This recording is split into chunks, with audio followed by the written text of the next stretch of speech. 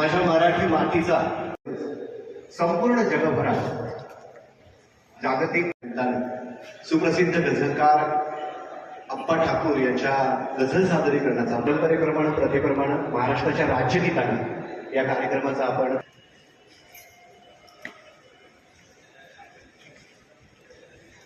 सर्वांनी कृपया राज्यगीताच्या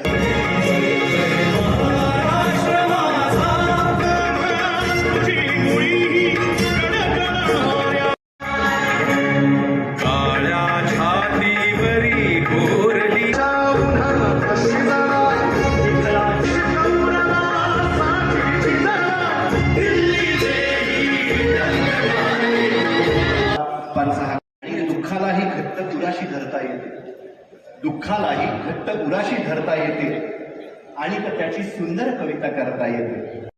अशा शब्दात अप्पांची गझल सर्व रसिकांना भावते. मी आदरणीय उपमहापौर दशरथ भगत साहेबांना विनंती करीन. आपल्या सर्वांच्या सन्मानाची शाळा आहे, कारण की नवीन मुंबईच्या नावावरती सर्वदूर जगभरात अप्पांच्या गझलने देणारी कितीतरी माणसं आपल्या सर्वांना ठाऊक आहेत. अप्पांचा पुन्हा एक वार जोरदार टाळ्याच्या गजरात महत्वाची गोष्ट आहे की महाराष्ट्रातले अनेक नामांकित पुरस्कार देऊन त्यांना सन्मानित केलेला आहे. मी उपमहापौर साहेबांना विनंती करेन की त्यांनी गझल मित्र असणारे आणि सर्वांचेच मित्र असणारे चेहऱ्याची चांगली ही रीत नाही, चेहऱ्याची चांगली ही अंतरीचे दुःख तो लपवित नाही, असं अंतरीचं दुःख न लपवणारा पहिला गझलकार म्हणून काहीला दोन हजारच्या निमित्तानं अप्पांच्या गझल सादरीकरणाला सुरुवात करण्यापूर्वी सर्वच मान्यवर स्थानापन्न होतील आणि उपमहापौर साहेब आयोजित मराठी भाषा दिन आणि या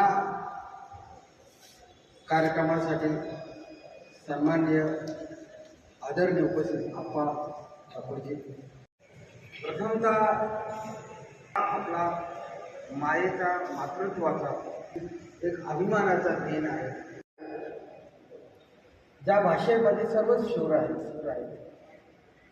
जे ध्वनीही असतात. तिथे आमचे प्रोफेसर मधुम सर आहेत, सर्वच विद्वान लोक आहेत. फार जास्त न बोलता मला एवढं समजतं की आपल्याला ज्या काही ध्वनी असतात आणि त्या ध्वनीला संकेत असले पाहिजे. अक्षर 52 आहे सर, बरोबर ना? 52 अक्षर आहे. गायकवाड सर